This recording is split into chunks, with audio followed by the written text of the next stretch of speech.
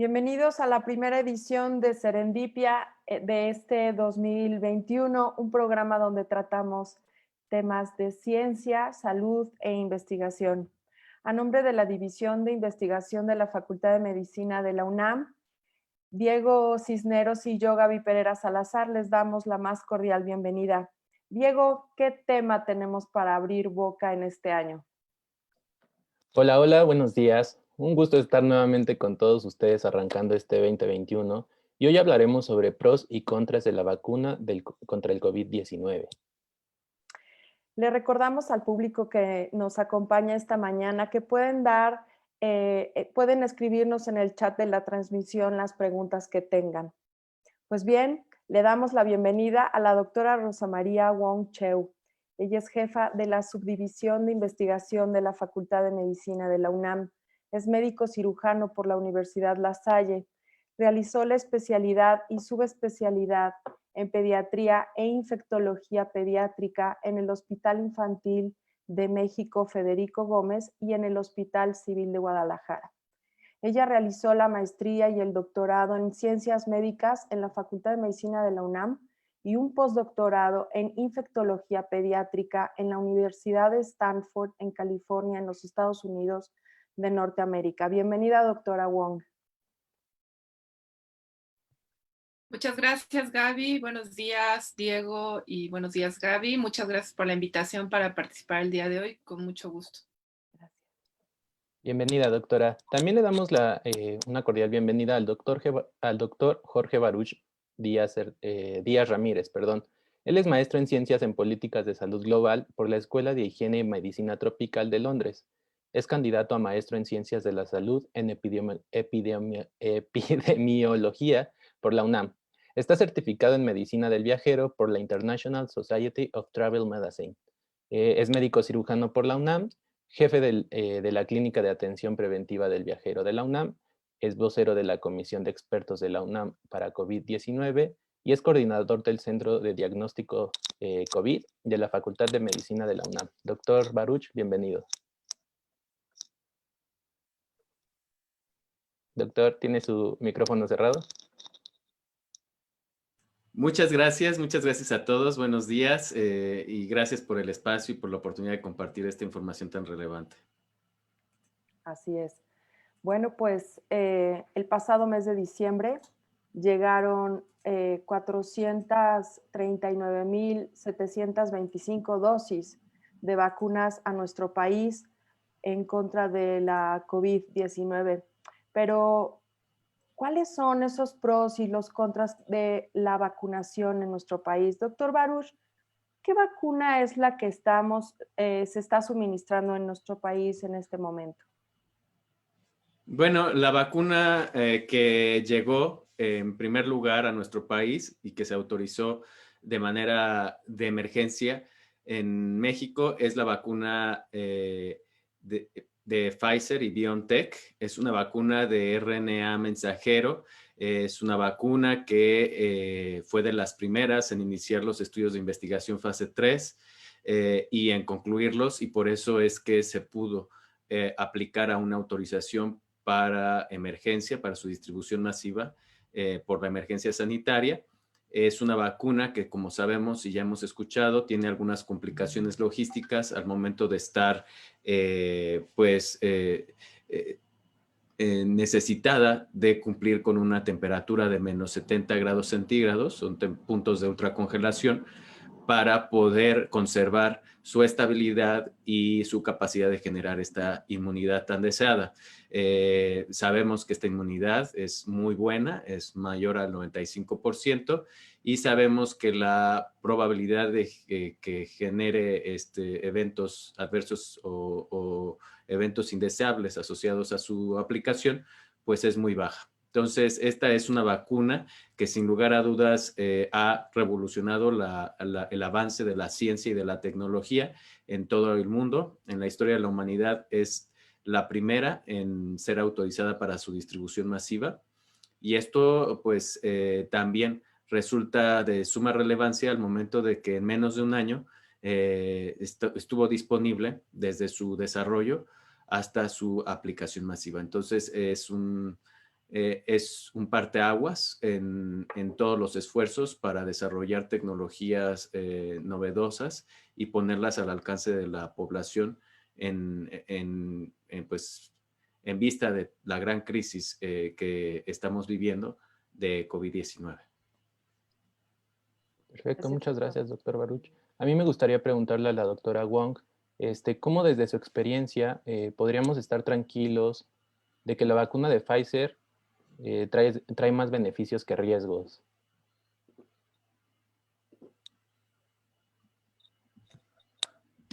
Bueno, esta vacuna y todas las vacunas que se están desarrollando alrededor del mundo, que actualmente son alrededor de 50 los que están en fases clínicas y un poco más de 170 que están en fases preclínicas, tienen un método riguroso de estudio y de pruebas. Primero se tiene que hacer pruebas en lo que se llaman estudios preclínicos en animales para ver si son seguras, si son efectivas. Después se dan estas 3 fases de las etapas para hacer estudios clínicos en humanos. En la primera fase, en una decena de personas, se ven diferentes dosis, ven si funciona o no funciona, ven qué tan seguro es, qué efectos adversos puede producir. En la fase 2 ya se ve un poco más qué tanto respuesta inmunológica basado en una dosis que ya se pudo decidir cuál utilizar. Y en la fase 3 es cuando se ve la efectividad de la vacuna. Entonces, en este caso, con la vacuna de Pfizer, ya se terminó la fase 3. Fueron 44,000 voluntarios a los cuales se les ha puesto la mitad la vacuna y a la otra mitad el placebo. De estos, a 8 personas solamente del grupo vacunal les dio COVID y a 162 personas del grupo placebo le dio COVID. Entonces, haciendo los cálculos matemáticos del riesgo, del riesgo, es una fórmula matemática que se hace para sacar la eficacia vacunal. De ahí sacamos que el 95% es la eficacia vacunal de esta vacuna.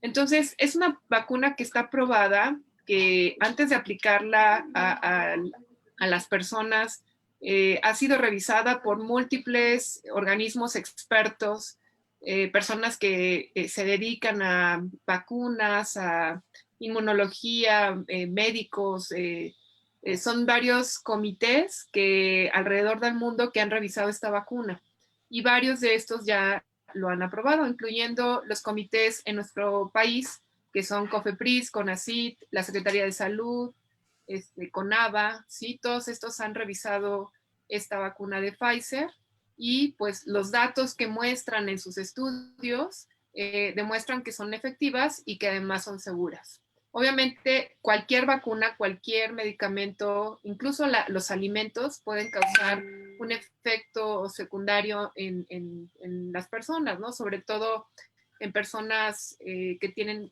historia de alergias. Ahí es en donde hemos visto algún tipo de efecto adverso.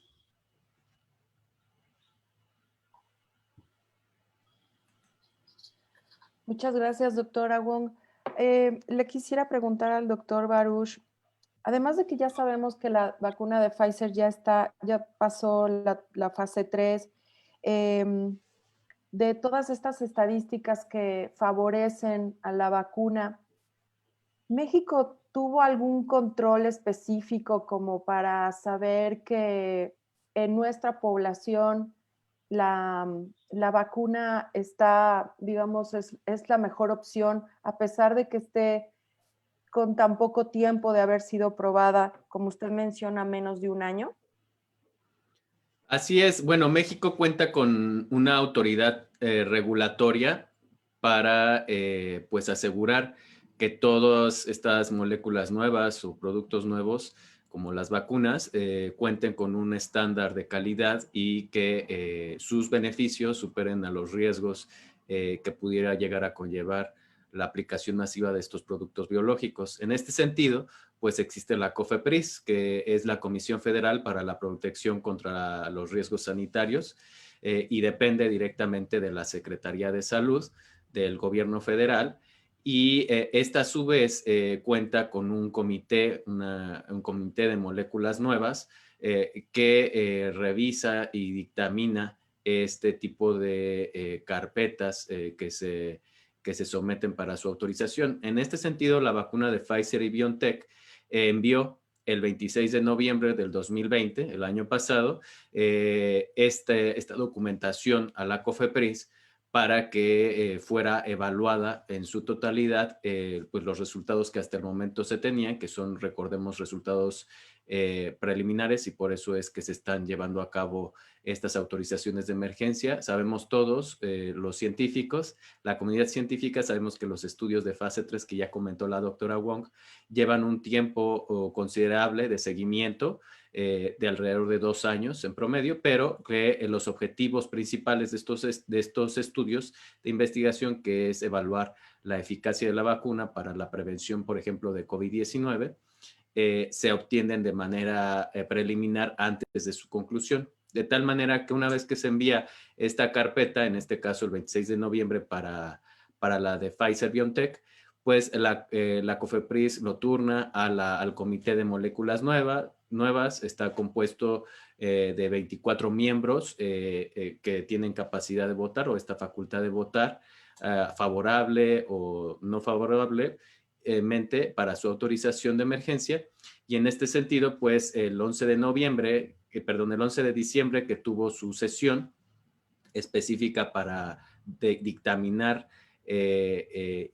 esta vacuna de Pfizer y BioNTech a través de la autorización de emergencia, bueno, este voto fue favorable, y por eso es que una vez que se revisó toda esta información sobre seguridad, sobre eficacia, estos miembros del Comité de Moléculas Nuevas, científicos muy importantes en nuestro país, con mucha experiencia en vacunas y en aprobación de nuevas moléculas, pues decidieron que sí era viable que fuera segura para su aplicación masiva. Entonces, en este sentido, pues podemos estar o tener esta confianza como población general que la vacuna ya ha sido revisada sobre asuntos de seguridad para que pues la podamos recibir en nuestro turno, en nuestro momento, con toda la confianza, obviamente tomando en cuenta algunas contraindicaciones absolutas o relativas, o las precauciones que se emitieron con la correspondiente autorización, pues en caso de que pues tengamos alguna alergia o algún tipo de enfermedad preexistente o condición médica que nos pueda ocasionar que no tengamos el efecto deseado de la protección, no la alcancemos en algunos casos. Muy bien, muchísimas gracias, doctor Baruch. Me parece que es muy importante esto último que menciona, y que me gustaría recalcar, que es sobre que la vacuna ya lleva un proceso, ¿no? Ya lleva ciertos procesos, y que no, o sea, no acaba de salir del laboratorio y ya se la van a poner a todas las personas en México. O sea, que ya ha pasado por varios procesos, y que con toda la confianza podemos ir a adquirir nuestra vacuna. Y en este sentido me gustaría preguntarle a la doctora Wong, ya que sabemos que las vacunas de Pfizer y BioNTech son las que se están suministrando en nuestro país. ¿Cómo funcionan estas vacunas? ¿Qué es lo que hacen en nuestro cuerpo? Sí, Diego. A ver, para esto quisiera compartirles la pantalla para explicarles cómo funcionan las vacunas de ARN o de ADN. Normalmente lo que sucede con una vacuna es que se aplica la vacuna. Esta vacuna es captada por una célula que se llaman células presentadoras de antígeno. Estas células tienen alguna parte del virus y causan esta reacción en los linfocitos T y en los linfocitos B. De esta forma generan células de memoria y anticuerpos que en el momento en que llegue el virus y quiera entrar nuevamente al cuerpo o entra al cuerpo, es atacado por estas células de memoria o por estos anticuerpos que se le pegan al virus y ya no permiten que entren a nuestro organismo. Así es como funciona una vacuna normalmente. Entonces, en el caso específico de la vacuna de Pfizer, es una vacuna de RNA, que es el material genético. Hay varios tipos de vacuna, que son, hay vacunas de virus completos, atenuados, inactivados, hay virus no replicativos o replicativos, material genético, ya sea el ARN o el ADN, y las subunidades proteicas.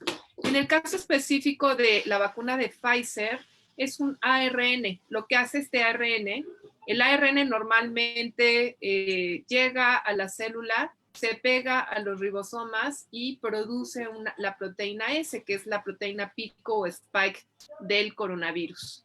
Entonces, en el caso específico de la vacuna de Pfizer, es el contenido del RNA mensajero que está dentro de una nanopartícula de lípidos. Una vez que esta nanopartícula de lípidos se aplica a la persona, este RNA entra a la célula, se pega a los ribosomas de la célula, produce la proteína S y esta se expresa para que haga todo el efecto.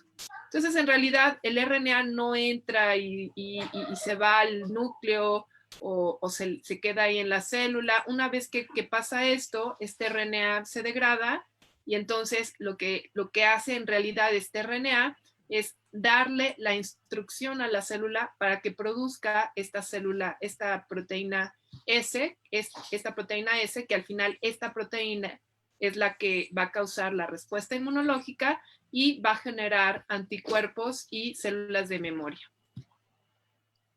Antes de continuar con la siguiente pregunta, doctora, me gustaría preguntarle si hay alguna otra vacuna que funcione de forma similar. Esto lo pregunto porque hace algunos, o sea, en los primeros días que llegó la vacuna o antes, se manejaba en redes sociales mucha información de que nos iban a inyectar el virus.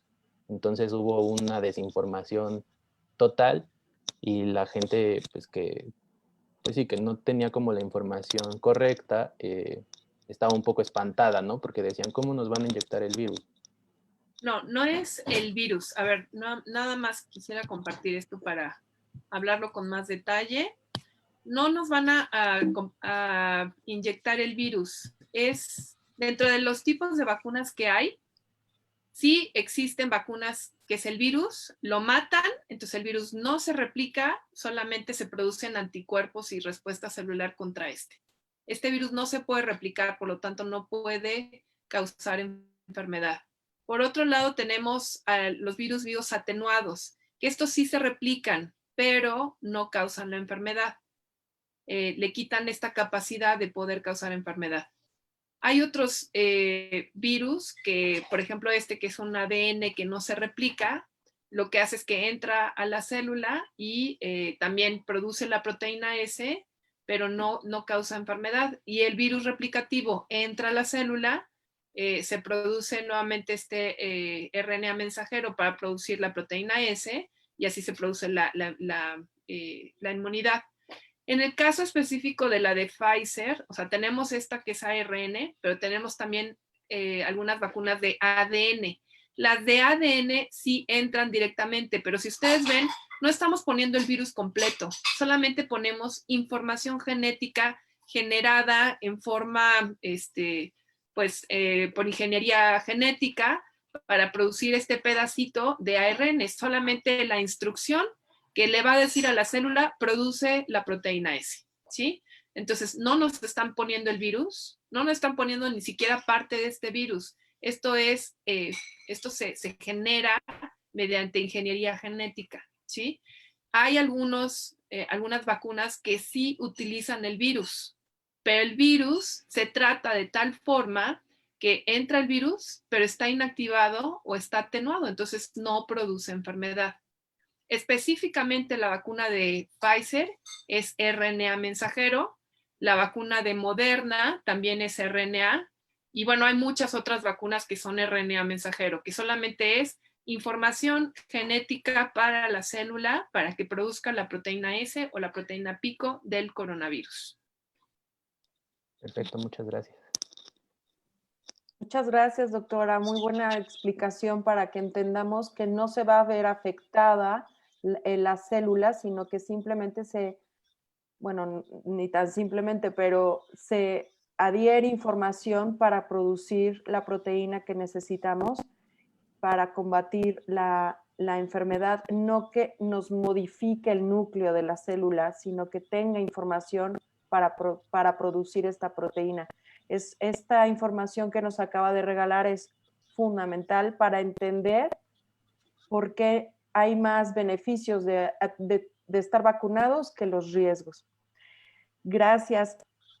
Doctor Baruch, en este orden, ¿qué sucede con la nueva variante del virus detectada en Inglaterra y que ya migró a México y que se detectó una persona que estaba en Tamaulipas y que precisamente iba de la Ciudad de México?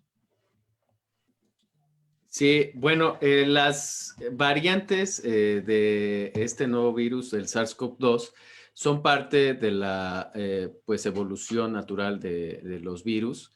Es algo normal que se presentan en todos los virus y las variantes son el resultado de un cúmulo de mutaciones que se van dando y que se pues coinciden y forman una variante de SARS-CoV-2.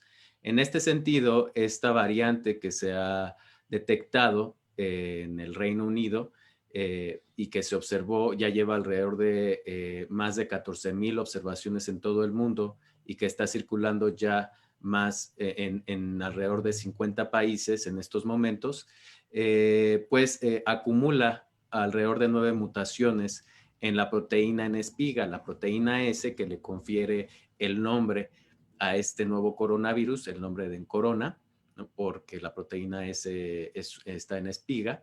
Y entonces esta proteína puede llegar a acumular cierta cantidad de mutaciones que pudieran ser capaces de aumentar o incrementar su transmisibilidad o su contagio, su capacidad de contagio, que es el caso de esta variante.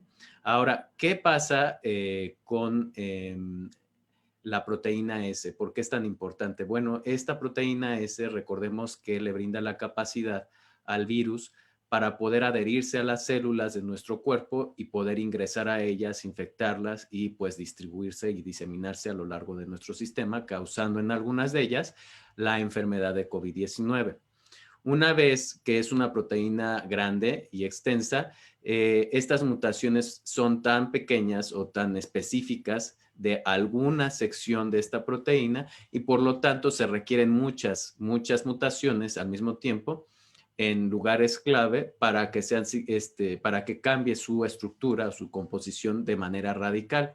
De tal forma que como las vacunas están desarrolladas, sobre todo estas iniciales, para conferir protección a nuestro cuerpo una vez que reconozcan estas proteínas S, pues es muy difícil que pequeñas mutaciones puedan llegar a interferir en la producción de una protección contra este nuevo coronavirus. Entonces, hay varias variantes, va a haber a lo largo de este año y del próximo y a lo largo de la historia de este SARS-CoV-2, nuevas variantes cada vez mejor identificadas. ¿Por qué?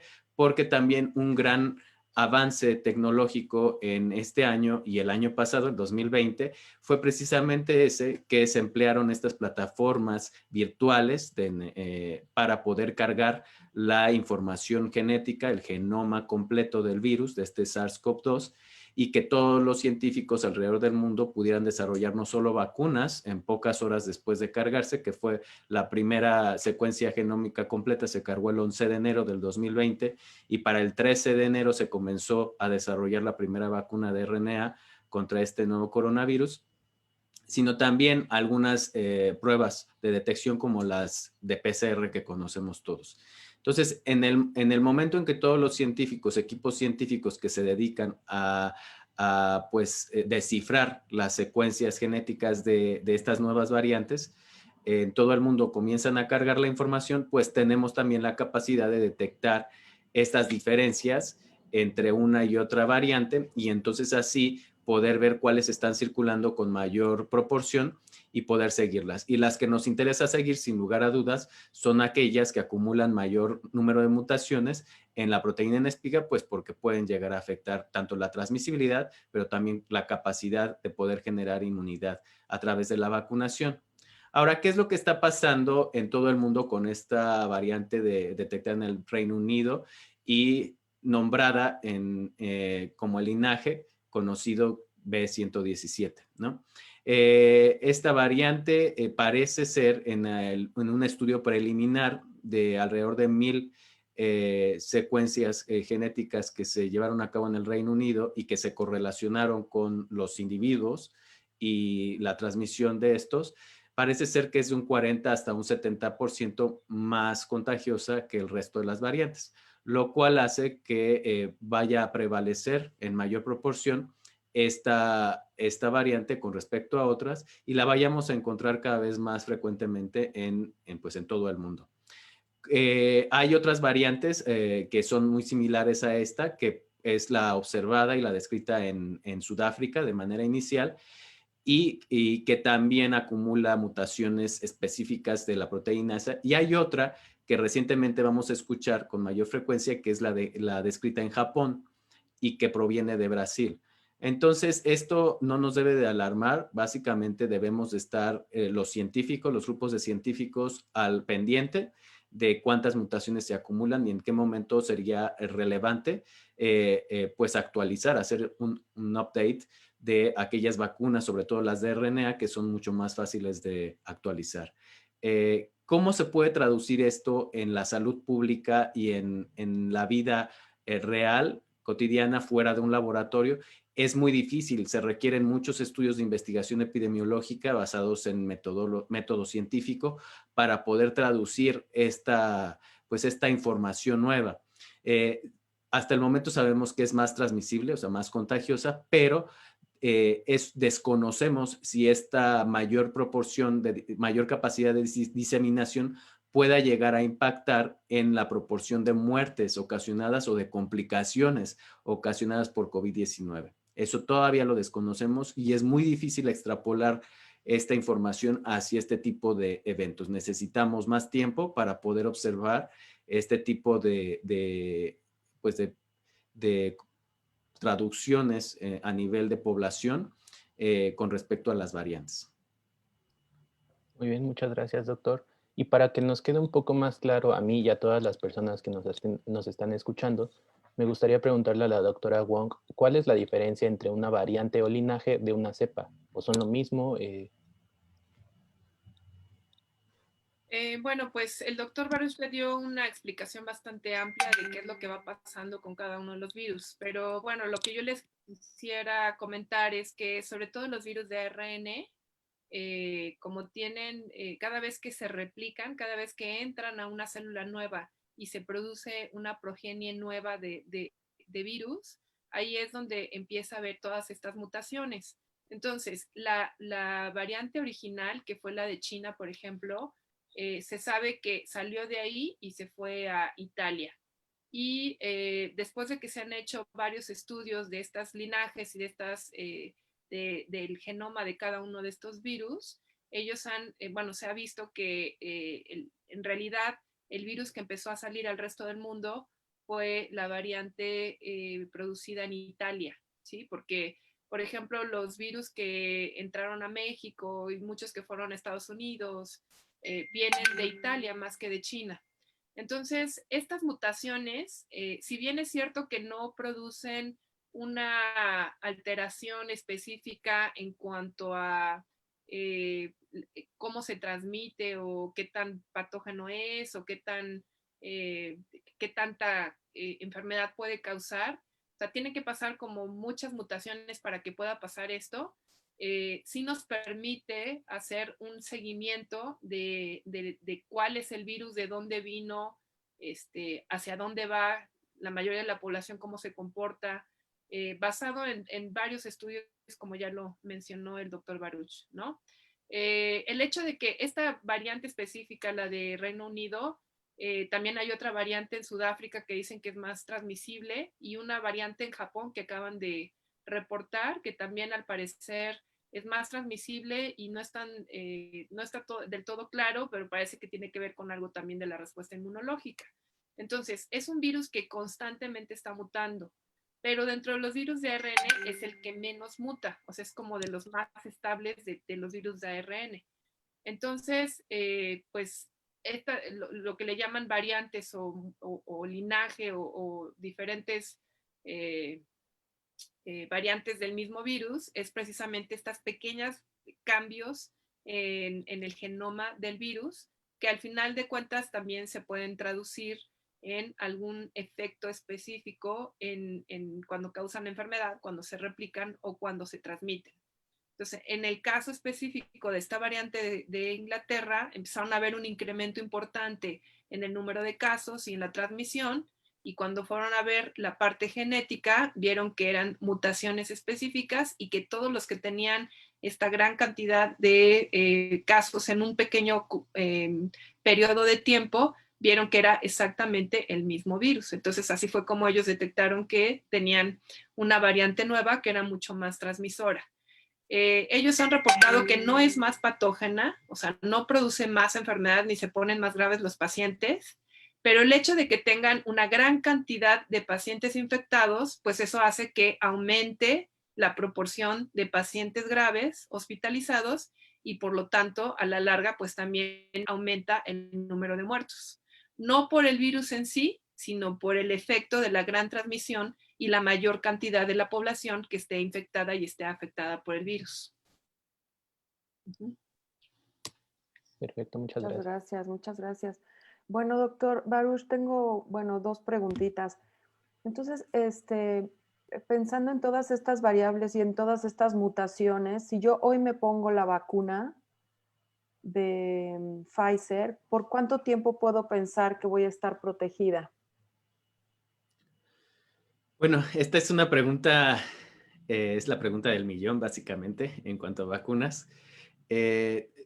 Recordemos que los primeros estudios de fase 3 de las vacunas, que precisamente son aquellos que se enfocan en recabar toda esta información sobre cuántos sujetos se enferman después de haberse vacunado, cuántos voluntarios de ciertos grupos vulnerables o étnicos o raciales les confiere mejor inmunidad o menor inmunidad una vacuna con respecto al resto de la población, y incluso cuánto tiempo dura esta inmunidad, esta protección conferida por las vacunas, deben de seguir un tiempo. O sea, necesitamos tiempo para poder responder este tipo de preguntas.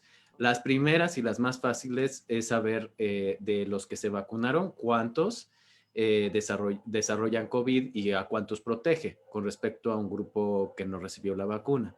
Y estas respuestas son las que ha dado pie a que se puedan llegar a autorizar las primeras vacunas. Sin embargo, todavía resta un largo camino por recorrer, por lo menos 1 o 2 años, para poder responder otro tipo de preguntas como cuánto tiempo va a durar la inmunidad. De tal manera que si nosotros sabemos que los estudios fase 3 iniciaron en junio, julio del año pasado, pues para poder responder la pregunta de si va a durar 1 año o más de 1 año, pues necesitamos esperar que los primeros sujetos de investigación, los participantes voluntarios, cumplan 1 año para poder estar en condiciones de dar información que corresponda con la evidencia científica. Podemos hacer estimaciones, sí se pueden hacer estimaciones, pero son simplemente meras estimaciones. Hasta que no tengamos la información completa, la fotografía completa, pues no vamos a poder responder este tipo de preguntas. Se estima que por lo menos la vacuna confiera de 6 a 8 meses de inmunidad, por lo menos de lo que se ha visto.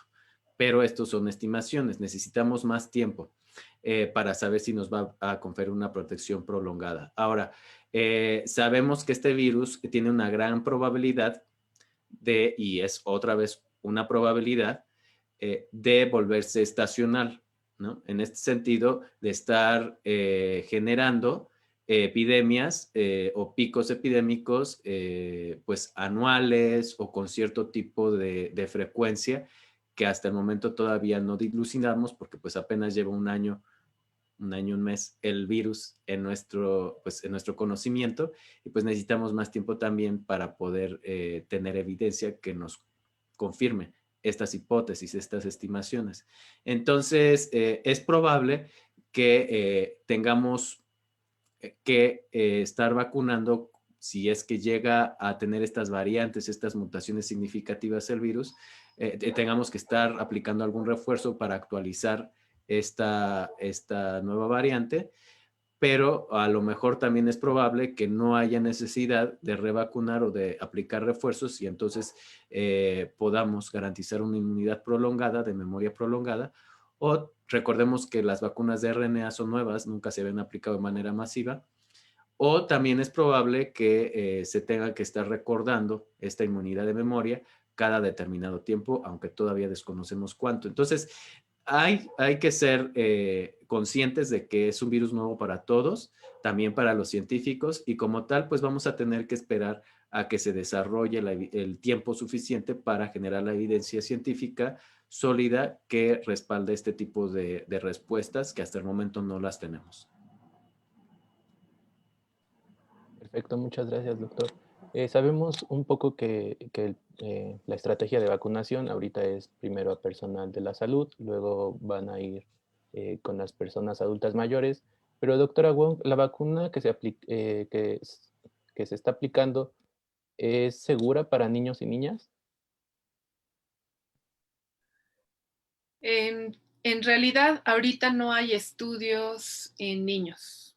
Todas estas vacunas se han probado en personas mayores de 18 años y, por ejemplo, esta de Pfizer, están haciendo ahorita un proyecto en el cual están estudiando niños entre 12 y 15 años o entre 12 y 18 años para ver si esta vacuna es segura y efectiva. El blanco de la vacuna, el blanco poblacional, básicamente es personas que tienen mayor riesgo de padecer la enfermedad y de tener mayor gravedad. Por eso, si ustedes observan el plan de vacunación de este gobierno y de muchos otros gobiernos alrededor del mundo, empiezan a vacunar a las personas mayores de 60 años. ¿Por qué? Porque la mayor mortalidad está precisamente en ese grupo poblacional. Entonces, los niños sí son afectados por COVID, pero el porcentaje de niños que resultan con una infección grave es muy, muy pequeño. Entonces, pues ahorita lo que quieren hacer es tener este blanco vacunal de personas que pueden tener un riesgo elevado.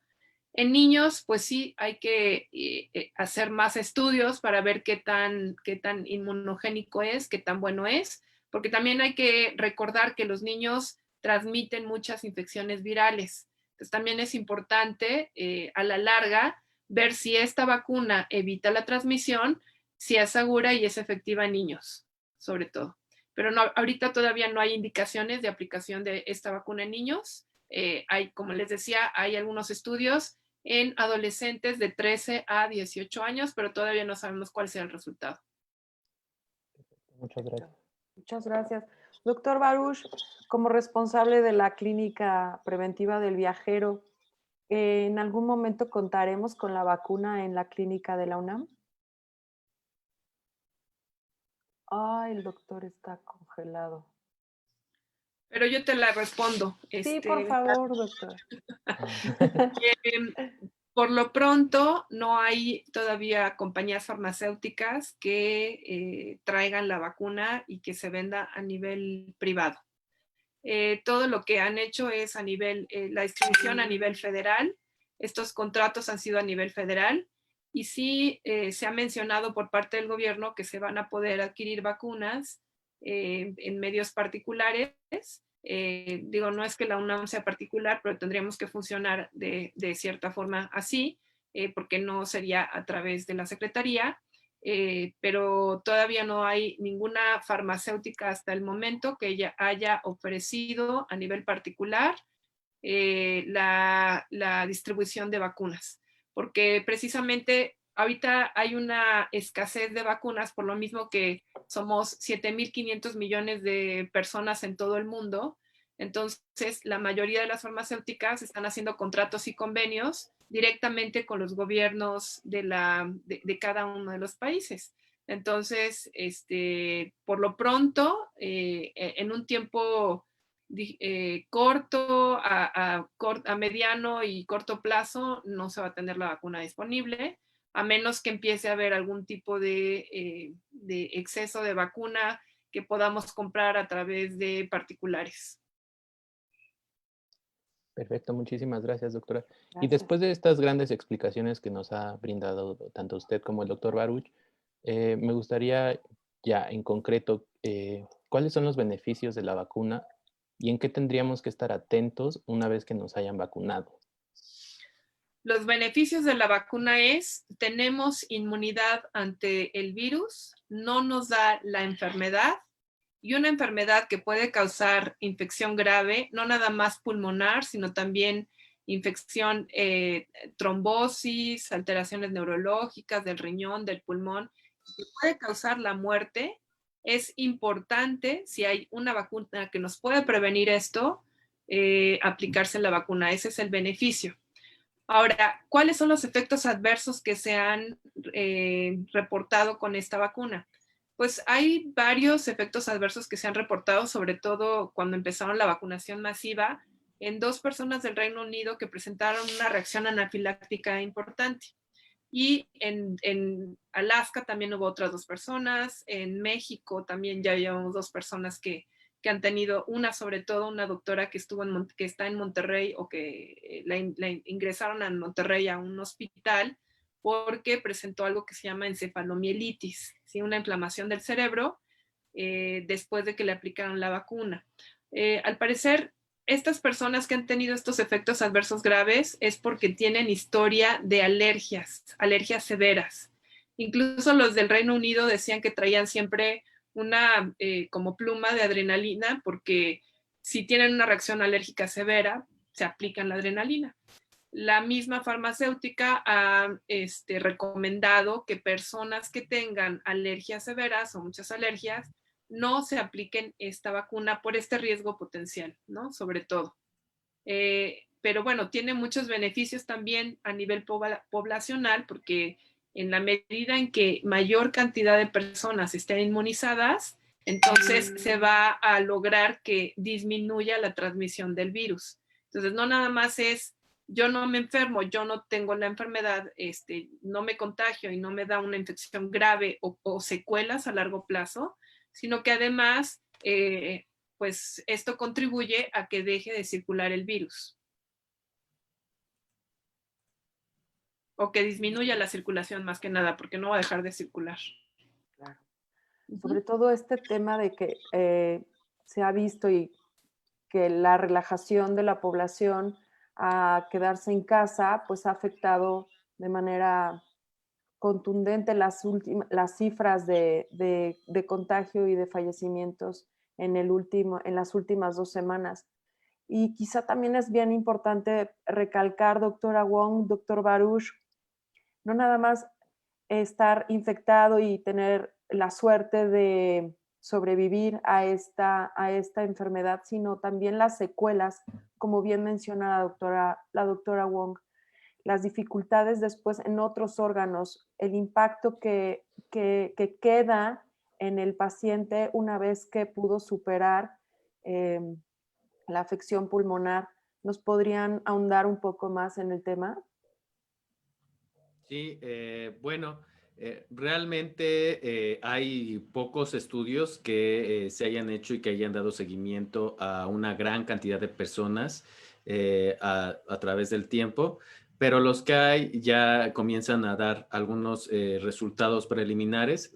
Sabemos que, por ejemplo, en algunas cortes de, sobre todo el Reino Unido, a través de estos cuestionarios para dar seguimiento a todos los pacientes hospitalizados que se dieron de alta y que actualmente se encuentran convalecientes ya a más de 6 meses de haber padecido COVID.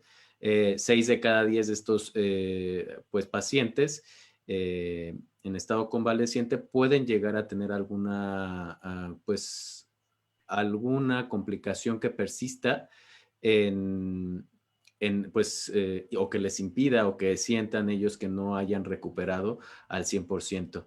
De las más rápidamente recuperables, de los signos y síntomas que se pierden o que notan alguna pérdida en la función, es el olfato y el gusto. El olfato y el gusto, que ha sido muy comentado y algunas veces frecuente entre los pacientes de COVID-19, se menciona que tarda entre 2 y hasta 4 semanas en recuperarse prácticamente al 100%. Incluso algunos estudios ya llevados a cabo con escalas específicas para el olfato mencionan que de 100 personas que lo perdieron, 95 lo recuperaron por completo y solamente un 5% de ellas puede llegar a todavía percibir que no lo ha recuperado de manera completa. Se desconoce si lo llegan a recuperar en el transcurso de las siguientes semanas. Por ejemplo, otros efectos que dan este síndrome de COVID prolongado, long COVID, como se conoce en inglés, están caracterizados por la fatiga pues percibida, una fatiga importante que persiste más allá de 6 meses, combinada con un dolor muscular que también persiste por más de 6 meses en alrededor pues en algunas series del 35 y hasta el 60% de los pacientes que cursan con un COVID. Y que están en etapa convaleciente, seguido, por ejemplo, de algunos, en segundo lugar, de algunos casos en donde se presentan o persisten síntomas de salud mental. Y los síntomas de salud mental o las enfermedades, los síndromes de salud mental que más frecuentemente se presentan en estos pacientes son, por ejemplo, en primer lugar, ansiedad. Es ansiedad y en segundo lugar, la depresión. Entonces, este tipo de sintomatología puede llegar a complicar a largo plazo la pues, recuperación de las personas enfermas o que estuvieron enfermas previamente, pero también la reactivación o la reincorporación de las personas que padecieron COVID a sus actividades laborales, por ejemplo, o a sus actividades cotidianas, por lo que sí es muy recomendable que aquellas personas, que están a cargo en una oficina o en el trabajo de un equipo de trabajo, pues tengan estas previsiones o las contemplen como parte de los protocolos de reactivación económica y laboral, este tipo de complicaciones que pudieran llegar a persistir, de tal manera que las identifiquen de manera oportuna y pues los canalicen con los profesionales de la salud. Ahora que ha estado muy en boga esta situación de los Juegos Olímpicos, si se van o no a retomar en el verano de este año en Tokio, también se está hablando mucho sobre la capacidad de este virus, tanto en personas asintomáticas, sin síntomas, como en personas con síntomas leves, que tiene para infectar a las células del músculo cardíaco, del corazón, y poder tener una situación de inflamación que pudiera llegar a pasar desapercibida por las personas. Y justamente se está estudiando la afectación de este tipo de atletas de alto rendimiento que pudiera llegar a tener este COVID desapercibido, leve, asintomático, en la reactivación de los atletas de alto rendimiento para poder estar en capacidad de alcanzar nuevamente su capacidad física sin poner en riesgo su salud o hacerlos acreedores a pues algún infarto o algún evento adverso relacionado con el corazón. Y yo quisiera nada más también, pues, agregar a todo lo que ya dijo el doctor. Nosotros también estamos haciendo un proyecto en la universidad, de hecho, con el Centro de Diagnóstico COVID y con el Centro Citibanamex de seguimiento a largo plazo de pacientes que han tenido COVID. Lo que les puedo ir adelantando es que algo que hemos encontrado en muchos es alopecia, o sea, se les cae el pelo así muchísimo. Pueden tener problemas de concentración, sobre todo los que están muy graves e intubados y que tienen requerimiento de alto flujo, pueden tener problemas para concentrarse, pérdida de memoria, alteraciones neurológicas también, y aquellas personas que tuvieron un daño pulmonar severo, también hay datos de fibrosis pulmonar, que a la larga esto da fatiga y falta de aire, ¿sí? Entonces, y esto puede persistir por varias meses, o incluso los que estuvieron mucho tiempo intubados, pierden mucha masa muscular porque el proceso la cantidad de calorías que necesitan para combatir la enfermedad es muy alto, entonces pierden mucha masa muscular y después esto les deja mucha debilidad muscular. Entonces, como verán, no es una enfermedad que da y se quita y nada más, sino que puede tener secuelas importantes a largo plazo. Entonces, el tener una vacuna que nos evite tener la enfermedad, pues es muy importante, ¿no? Y podría darnos pues estos beneficios de la vacunación. Perfecto, muchísimas gracias, doctora. Muchísimas gracias, doctor Baruch. Y ahora vamos a entrar con unas preguntas del público. Tenemos unos cuantos minutitos para contestar algunas. Y comenzamos con una de Ana Pau Toledo, y ella nos pregunta que qué datos se tienen sobre la vacunación en etapa de embarazo, que si existe alguna contraindicación. ¿Quién la quiere contestar? Pues yo, si quieren. Los estudios que se están haciendo con todas las vacunas no incluyen embarazadas ni mujeres lactando, pero ya ha sido esto revisado por varios organismos nacionales e internacionales acerca de el uso de la vacuna en personas ya sea embarazadas o que estén lactando. Aquí hay que valorar mucho el beneficio contra el riesgo. Por ejemplo, si son personas que están en un área COVID, médicos, enfermeras o personal de salud que está en un área COVID, pues es mucho mayor el riesgo de que le dé COVID a la persona a que le dé pues leche a su bebé, y además no hay un riesgo potencial, ya que como vimos en la explicación que les di antes, es el RNA que se mete a la célula que produce esta proteína S, y aparentemente como no es un virus completo, como no es un patógeno, como no es parte del virus, pues entonces no hay un riesgo potencial para mujeres embarazadas o lactando. Y la ACOG, que es una asociación de ginecología y obstetricia, ellos ya se pronunciaron al respecto, y lo que dicen es que si hay riesgo, pues es mejor poner la vacuna, y en realidad no existe ninguna contraindicación específica, y más bien sería algo que tendrían que platicar la persona que está lactando o embarazada con su médico para ver cuál sería mejor o qué beneficio o riesgo sería adecuado o no para la vacunación. A mí solamente me gustaría agregar que algo similar, porque también ha sido una pregunta recurrente en temas de poblaciones especiales, algo similar también sucede con las personas con VIH. Y esto es importante tomarlo en cuenta porque como tal, una vacuna de RNA como la de Pfizer que se está aplicando actualmente, que como ya lo dijo la doctora Wong, no tiene capacidad ni de replicar ni de infectar otras células, básicamente es material genético el que se está administrando a través de la vacunación, pues sí se tiene que tomar en cuenta el riesgo, una decisión basada en el riesgo potencial de si esta persona con VIH se encuentra expuesta constantemente en una situación de contagio potencial del SARS-CoV-2 y por lo tanto requiere ser vacunada contra esta enfermedad, ya que pues no hay ninguna interferencia, no se ha visto una interferencia como tal entre la vacunación y la enfermedad como tal. Y doctor, ¿qué pasa también con las personas que están en tratamiento de quimioterapia o en inmunoterapia? Me imagino que funciona de la misma forma.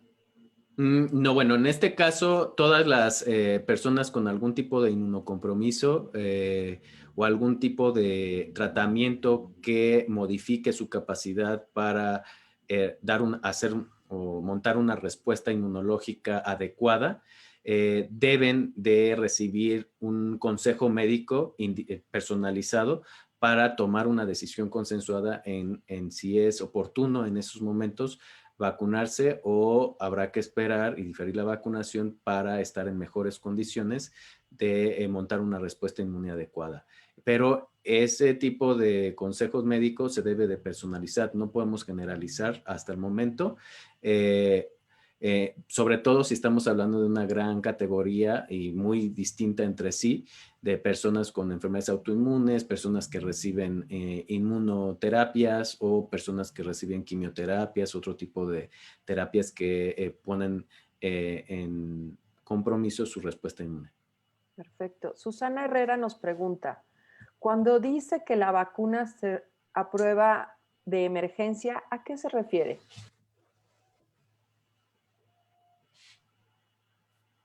Baruch, ¿quieres Ah, hablar? bueno, bueno, la aprobación por emergencia significa precisamente que a pesar de no contar con el fin total de los estudios fase 3, pero sí contar con estos primeros objetivos ya completados sobre eficacia de la vacuna para prevenir por lo menos COVID-19, se puede llegar a aplicar para una autorización por la emergencia que estamos viviendo y por la crisis sanitaria, porque es evidencia suficiente para demostrar que puede llegar a haber un impacto a gran escala al momento de una vacunación masiva. Esto también hace o da alguna limitante al momento en querer llevar a cabo trámites de importación, por ejemplo, en algunos particulares, porque pues las autorizaciones por emergencia están limitadas solamente a pues ciertos procesos de compra o adquisición por parte de las autoridades, en el caso de México. Perfecto, muchísimas gracias. Vamos con otra pregunta y es de Jacqueline López Miguel. Ella nos dice que tuvo COVID, que estuvo grave y quiere saber cuánto tiempo debe esperar para ponerse la vacuna, si lo hace lo antes posible o no se la pone, porque ella trabaja en primera línea. No hay una, o sea, no hay como un tiempo específico para esperarse ponerse la vacuna o no. Lo que se ha revisado por varias organismos, por ejemplo la CIP de Estados Unidos, ellos dicen que personas que han tenido el COVID sí se pongan la vacuna. La única contraindicación es tener COVID en este momento. O sea, si están padeciendo la enfermedad, no se debe aplicar la vacuna. Si ya tuvieron la enfermedad, después de que ya no tienen síntomas y que están libres de enfermedad, se pueden aplicar la vacuna, ¿sí? Hay otras personas que dicen, bueno, si alguien que tuvo la enfermedad puede tener anticuerpos hasta por 3 meses. Entonces, la mayoría de los casos de reinfecciones que hemos visto, que son muy pocos en realidad, se dan entre los 4 y 6 meses después de que tuvieron la primera enfermedad.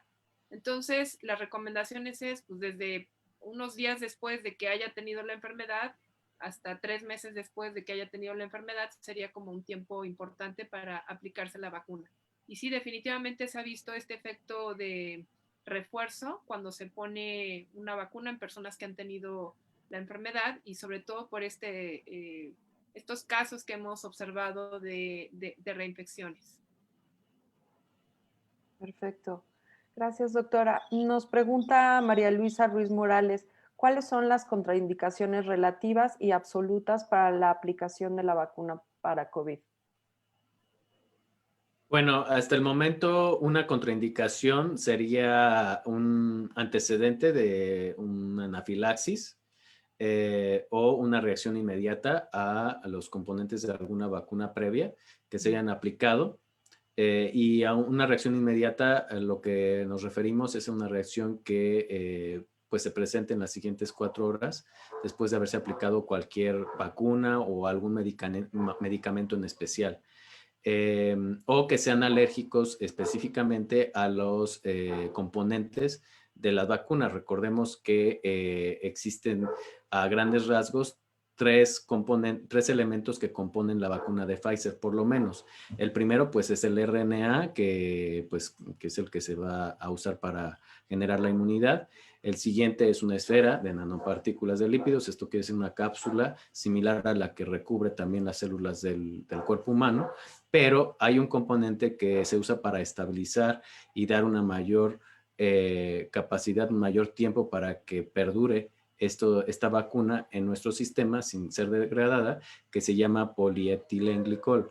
Entonces, hay medicamentos que también usan este tipo de sustancias, que es PEG, y en el caso de las vacunas de RNA o en el caso de los medios de contraste u otro tipo de sustancias o medicamentos que contienen polietilenglicol, pues será importante que las personas que ya tuvieron este tipo de reacciones alérgicas, pues eviten o mencionen por lo menos al personal que va a vacunar que son alérgicas a estas, de tal manera que se prefiera otro tipo de vacunas libres de este tipo de sustancias.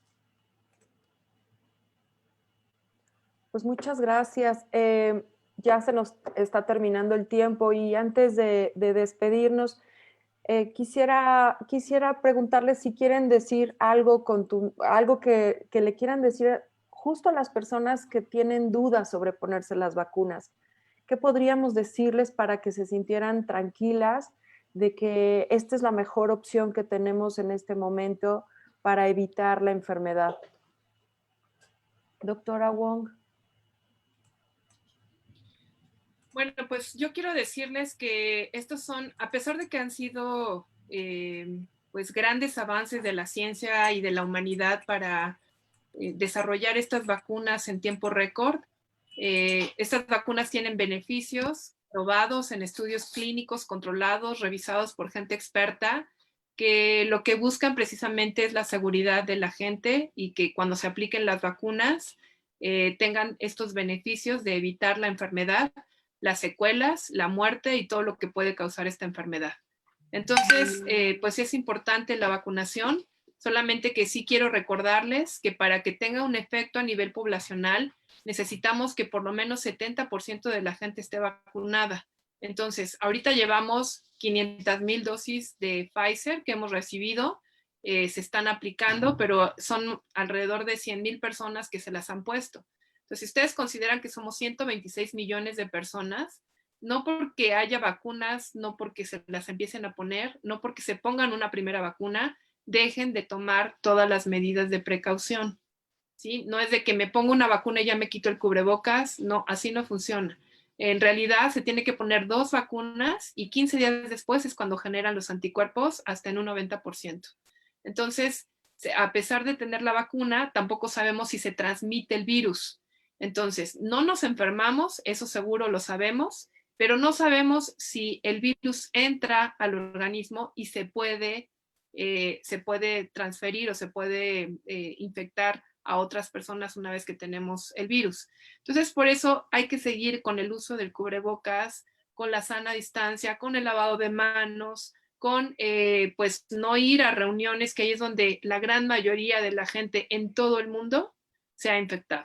O sea, todas estas saturaciones hospitalarias que tenemos en este momento en muchos lugares del mundo, incluyendo nuestra ciudad, es por las vacaciones de diciembre, por el Buen Fin, por las reuniones familiares, la Navidad, el Año Nuevo, y bueno, pues ahí están las consecuencias, ¿no?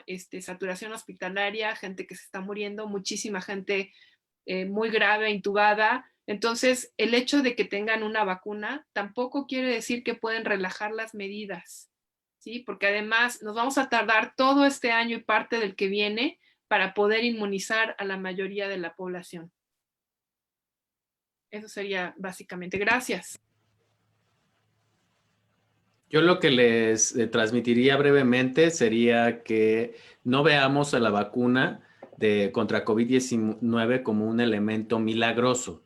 Es una herramienta adicional al resto de medidas que han demostrado ser eficaces para combatir esta enfermedad y sobre todo para cortar las cadenas de transmisión, como el uso del cubreboca, la sana distancia, evitar lugares concurridos, evitar reuniones innecesarias. Y esto sobre todo porque muchas pues personas o muchos actores de la industria, de varias industrias, varios sectores de la sociedad, tanto gobierno, población civil organizada o iniciativa privada, parece que están confundidos en poner todas sus esperanzas en la vacuna y pues no es milagrosa. Como ya sabemos, todavía no ha sido probada para cortar las cadenas de transmisión.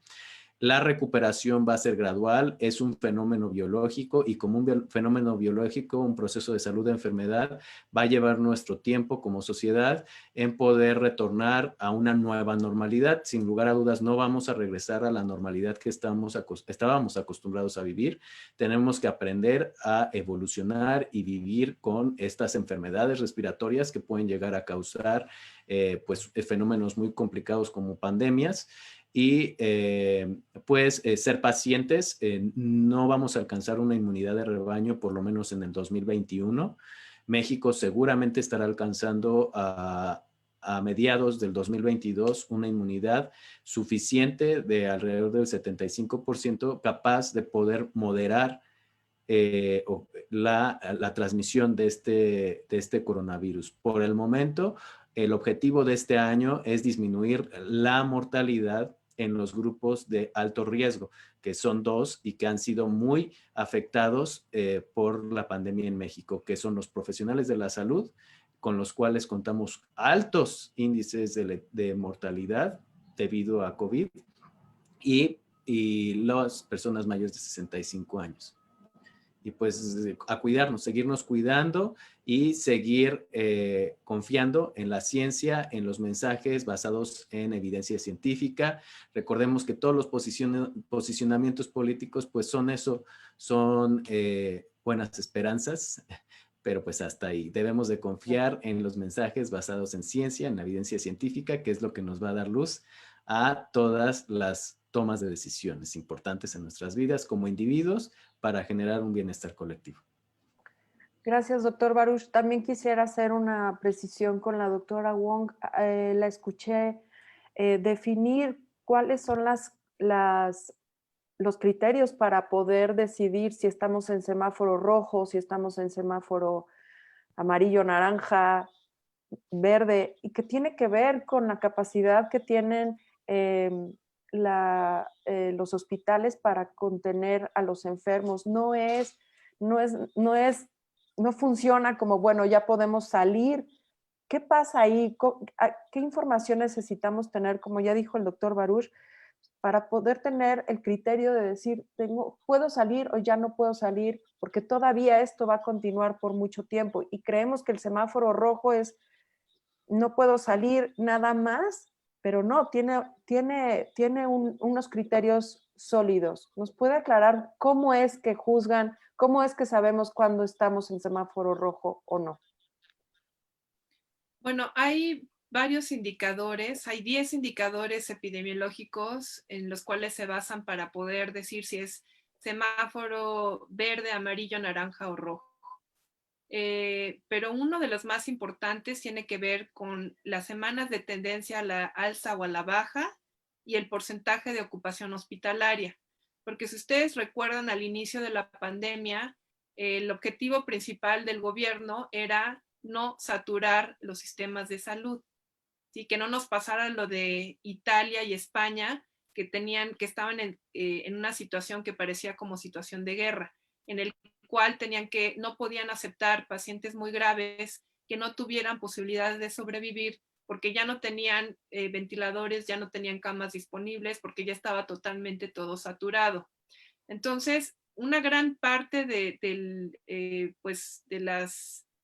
esta estrategia se basa precisamente en tener esta posibilidad de dar atención hospitalaria a los pacientes que tienen COVID. Y específicamente en nuestro país, bueno, lo que hicieron fue hacer reconversión hospitalaria. Algunos hospitales que no eran COVID los volvieron COVID, otros aumentaron el número de camas, y es algo que se ha estado haciendo en estas épocas. Nosotros escuchamos solamente, tenemos 90% de ocupación hospitalaria, pero lo que no sabemos, o lo que yo creo que mucha gente no ha puesto atención, es que se ha incrementado en las últimas 2 semanas o 3 semanas 40% la capacidad hospitalaria. Entonces, si hubiéramos tenido la capacidad que teníamos hace 3 semanas, pues ya estaríamos rebasados, ¿sí? En el número de camas de hospitalizados. Tenemos el mayor número de casos por día en todo lo que va de la pandemia. El sábado pasado, el 9 de enero, tuvimos 16,000 y un poquito más de 16,000 casos en un solo día, cosa que nunca había pasado antes. El máximo anterior había sido alrededor de 9,000 y ahorita tenemos 16,000 casos en un solo día. ¿Qué quiere decir esto? Bueno, que tenemos una gran cantidad de casos, de que estamos a punto de llegar a ese punto máximo en donde va a sobrepasar la necesidad de camas, el hecho de la necesidad de los pacientes de hospitalizarse. Y además hay que recordar que no nada más es la hospitalización, esto también requiere medicamentos, requiere personal entrenado, requiere internistas, neumólogos, intensivistas para aquellos pacientes que están muy graves. Entonces, no es nada más poner camas, sino también poderlos atender en forma adecuada. Entonces, este semáforo epidemiológico, si ustedes observan lo que dice, dice específicamente porcentaje de ocupación hospitalaria. Y luego viene el número de camas de hospitalizados, intubados, no intubados, y si ustedes ven cuáles son lo que dicen es más del 65% rojo con tendencia a la alza. Naranja es cuando tienen menos de 50 con 2 semanas a la baja. Amarillo y así, ¿no? O sea, cada uno tiene como sus especificaciones. Esto nada más quiero recordarles y aclararles que no quiere decir que no haya transmisión comunitaria, ¿sí? O sea, puede ser que hayan disminuido el número de casos, puede ser que tengan muchas camas disponibles, puede ser que tengan tendencia a disminución en el número de casos, pero no es que Oaxaca esté ahí aislado y la gente de Oaxaca no se mueva o la gente de la Ciudad de México no se vaya a Chiapas. Por ejemplo, un caso muy rápido, una persona que se estaba cuidando mucho, pero decidieron irse al Año Nuevo a Chiapas, ¿sí? Porque Chiapas estaba en verde, se contagió toda la familia y desafortunadamente una persona falleció. Entonces, el hecho de que esté en verde no quiere decir que no hay transmisión comunitaria o que no hay el riesgo de contagiarse. Mientras que uno esté en contacto con alguien que no vive en la propia familia, siempre va a haber el riesgo de contagiarse. Y desde el punto de vista psicológico, esto ya es algo que se ha reportado, la gente siente mucha confianza con la gente que tiene conociendo mucho tiempo, amigos, familiares. Los ven y piensan que no son un riesgo. Entonces, por eso hacen fiestas familiares, se ven todos los fines de semana, hacen la Navidad o hacen el Año Nuevo. Pero lo que no saben es que esa persona estuvo en contacto con otra, que estuvo en contacto con otra, que a su vez estuvo en contacto con otra, que además fue asintomático, porque los jóvenes adquieren la enfermedad y son asintomáticos, y con una persona que esté infectada, pues eso es suficiente para que el resto se infecte. Entonces, esto del semáforo epidemiológico yo creo que confunde un poco a la gente, y el hecho de que esté en verde no quiere decir que puedan estar sin cubrebocas, paseando por todos lados, porque esas son las consecuencias. Así es. Pues muchísimas gracias. Antes de concluir ya las últimas palabras, pues les quiero recordar que nos sigan, que nos den un follow. El próximo jueves, en punto de las 11 de la mañana, vamos a tener el tema de sindemia, COVID-19 y diabetes con la doctora Marcia Iriart, que es la jefa de la División de Investigación de la Facultad de Medicina de la UNAM. Y bueno, pues muchísimas gracias. Les agradecemos mucho a la doctora Wong y al doctor Baruch por haber participado en esta primera transmisión del 2021 en vivo, y les recordamos que que nos sigan en Facebook para que les avisen cuando sean las siguientes transmisiones. Por mi parte es todo. No se pierdan la próxima edición de Serendipia. Agradezco al equipo de realización, a nuestro ingeniero Agni García y a Monse Martínez y a Luisita Pérez, la creativa de la producción. Gracias a ti, Diego. Muchísimas gracias, doctora Wong y doctor Baruch. Hasta la próxima. Muchísimas gracias, Gaby. También me gustaría recordarles que esta transmisión se está grabando y quedará en nuestra página web, en la página de Facebook de la División de Investigación, para que la compartan y la consulten cada que ustedes quieran. También me gustaría hacerles la cordial invitación a que si pueden se vacunen. La ciencia necesita de nuestra participación, y qué mejor que ayudar vacunándonos, que también esto tendrá un gran impacto a nivel social. Ayuden a nuestros médicos. Exacto. También les recuerdo que no bajemos la guardia, que el semáforo está en rojo y como ya lo han dicho nuestros expertos, sigan las recomendaciones, quédense en casa, utilicen su cubrebocas, laven sus manos frecuentemente. Si presentan síntomas, asistan con ayuda profesional. Gracias, Gaby, gracias a nuestros especialistas y a ustedes que nos acompañaron. Mi nombre es Diego Cisneros y en nombre de la División de Investigación de la Facultad de Medicina de la UNAM, les deseamos bienestar y salud y nos vemos en la próxima emisión de Serendipia.